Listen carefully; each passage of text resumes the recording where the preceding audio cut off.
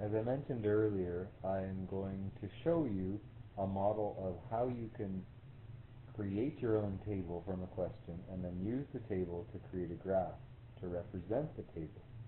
Then use the graph to predict future numbers that should exist in that table that follow the same pattern. So on page 11, I believe, we're doing question 5. Page 11, sorry, page 16, my bad. On page 16, we're going to be completing question 5. And it reads, Nathan is buying juice boxes in packages of 3. Juice boxes in packages of 3. It says to make a table to show the total number of Nathan's juice boxes for 1 to 10 packages. Well, juice boxes look like this, and they come in one package all wrapped up, and there's 3 boxes per package. So how do I change it into a table? First of all, I'm going to, instead of writing out term number all the time, I'm going to create a variable called n. And that variable n is going to represent the number of packages. Number of packages will describe my term number. The number of juice boxes inside each package will describe my term value. So I've created this table below in a T-chart. If I have 1 package, I have 3 juice boxes. 2 packages, 6 juice boxes. 3 packages, 9 juice boxes. What does this mean? Well, let's have a look at the common difference. The common difference is how much the term value is changing over time. And the term value is changing by +3 each time. So if that's the case, we should be able to use this information to create an explicit pattern, which we've done in the past. I'm going to leave that for now and show you not how to make the explicit pattern, but how to make a graph from this information. We're going to try and plot the first 3 coordinate pairs. So remember, when you take a table that you've created and use it to make a graph, you need to consider what each number represents. So we have 3 pairs of data here. We have 1 point that represents 1, 3. That's for 1 package we have 3 juice boxes. Another point that's 2, 6. For 2 packages we have 6 drink boxes. And for 3 packages we have 9 drinking boxes. So what we're going to do is we're going to try and plot these 3 points on our graph. 1, 3, 2, 6, and 3, 9. Remembering that the first digit represents the x coordinate and the second digit represents the y coordinate. So I'm just going to put a little reminder here. This is for the x, and this one represents the y.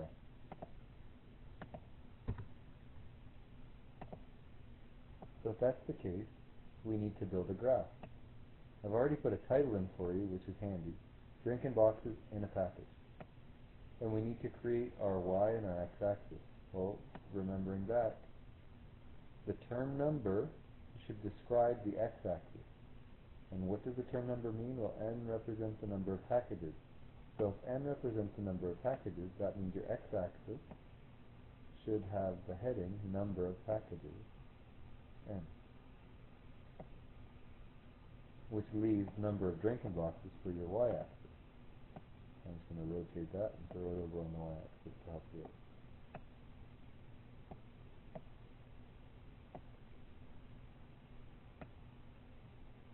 Now, what scale do we use for our x-axis? Well, the term numbers, number of packages are only increasing by 1. So along the x-axis, the scale should be counting by 1. You can also examine the points that you're going to be plotting. All of the x points are increasing by 1, starting at 1, so it makes it fairly simple that you would use counting by 1. Now, why did I put the first one there? Why didn't I put it over here? Well, what does this represent, this corner point? Right, 0. So we need to make sure that 0, or the origin we call it in the Cartesian coordinate system, represents the very first intersection on the first line. So we'll call that 0, 0.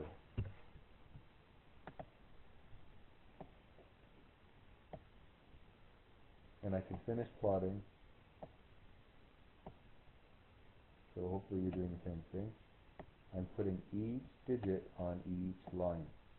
Why? Because then I can use my graph precisely to plot my coordinates. My coordinate pairs. So 7 goes there, 8, etc. Now I can keep going and fill this in. I don't want to go too high though. But I need to read the question carefully so I know how high I should be trying to go. And in the question, I think it states that they want you to examine how many packages does Nathan need to buy so 24 people can have a drinking box. Well, we're not sure, but 24 people, that's not the number of packages. That means our y-axis was talking about the number of drinking boxes. We have to go up to 24. We don't know how many packages to use. Since we don't know, it doesn't hurt to extend it a little bit further.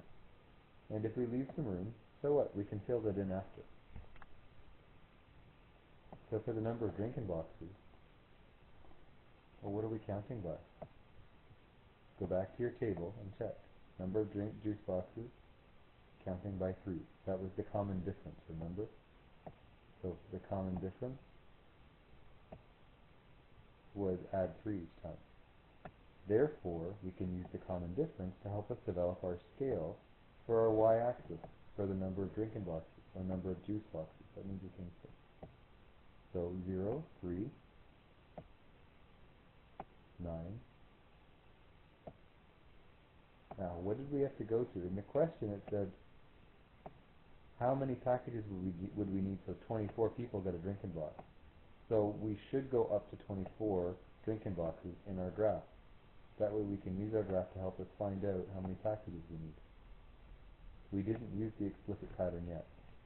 We didn't need to, because we can use the graph to help us answer the question. What we do need to do now, though, is we need these points. I'm going to bring them down so that we can plot them.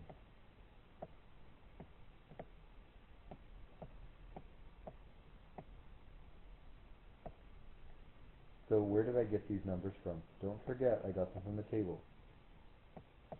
1, 3, 2, 6, 3, 9. They're related points because they describe the number of packages with respect to the number of juice boxes per package. One package has three juice boxes in it. So let's plot that on the graph.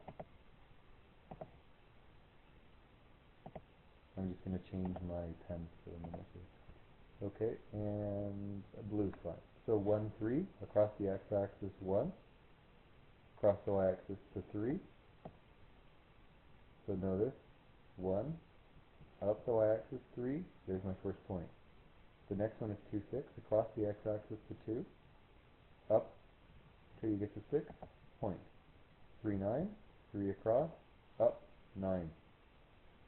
Boom. Got it? Done. Get your ruler,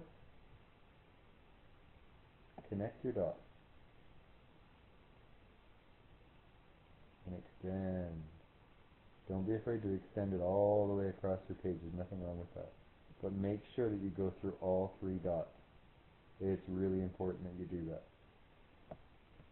Okay? Now, once you've got that done, go back and read the question. So how are we going to use our graph? The question says, how many packages does Nathan need to buy? So Nathan wants to buy packages. How many does he need? So that 24 people get 1 drinking box. Well, how many packages does he need so that 24 people get a drinking box? I'm going to grab my tool and I'm going to walk across my line. Drinking boxes. 24 people need a drinking box. And how many packages do I need? That takes me here. Walk straight down. 8 packages are needed. That's according to my graph. So I'm going to answer that question right now. Nathan needs 8 packages.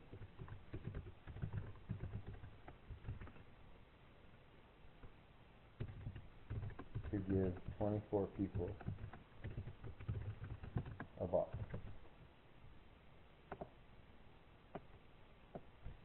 Okay, and I found that answer from my graph, and I've shown it here with my dotted lines and my arrows. How do I double check that he's right? Let's go back to the explicit pattern. The explicit pattern rule. So we found the common difference from the first value to the second value was counting, adding 3 each time. So an explicit pattern rule describes how to find the number of juice boxes with respect to the number of packages. So the number of juice boxes has to be equal to something with respect to the number of packages. And don't forget, we let n represent the number of packages.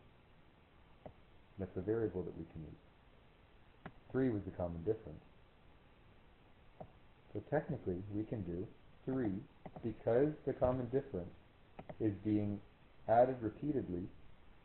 That's similar to, or it should ring bells that you can multiply the common difference by the variable that we've created for the term number.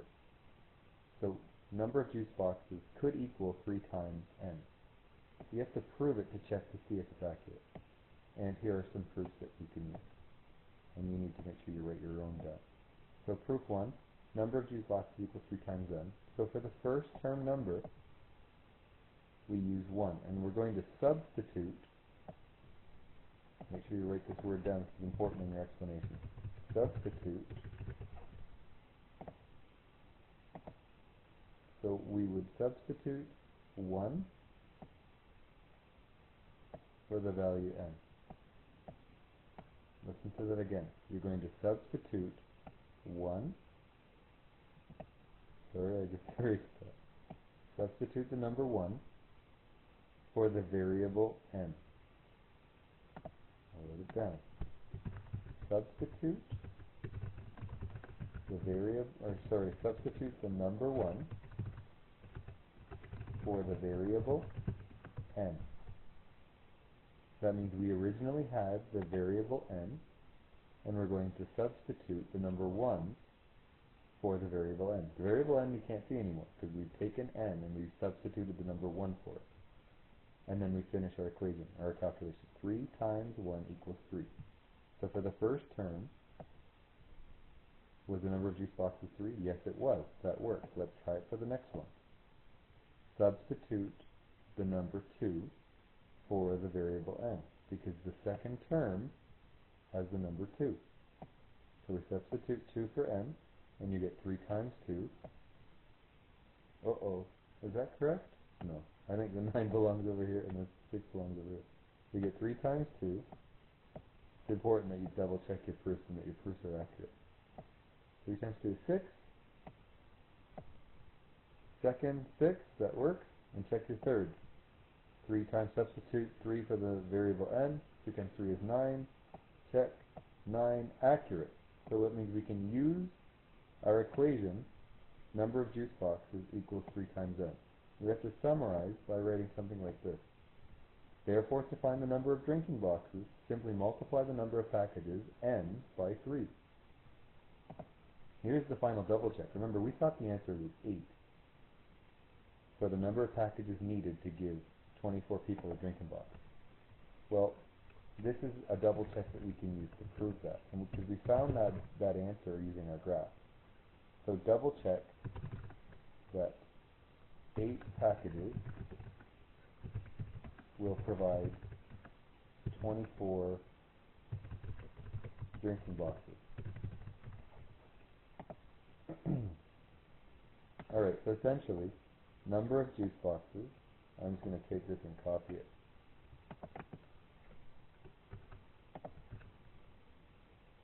Number of juice boxes, we always start with the equation.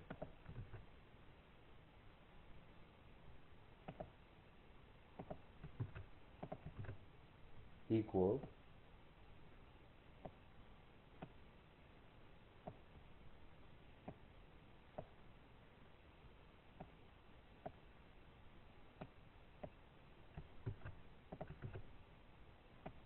3 times n. When you start with the equation, then you want to make sure that your equal signs are lined up as you continue to solve the problem, and make sure you substitute accurately. So we're double checking that 8 packages will provide 24 drinking boxes. Packages are represented by the variable n. We wrote that at the beginning. We created a variable to represent it. So, if n is equal to 8, what's the number of drinking boxes? That means if n equals 8, we're going to substitute 8 for n. Substitute the number 8 for n. So the next line in the equation would be 3 times 8. And then the final line in the equation would be 3 times 8, which is 24. Alright, so what? Final statement. Therefore, if Nathan purchases 8 packages, then he will have 24 drinking boxes. This will be enough to share one box for 24 people. And that summarizes the question.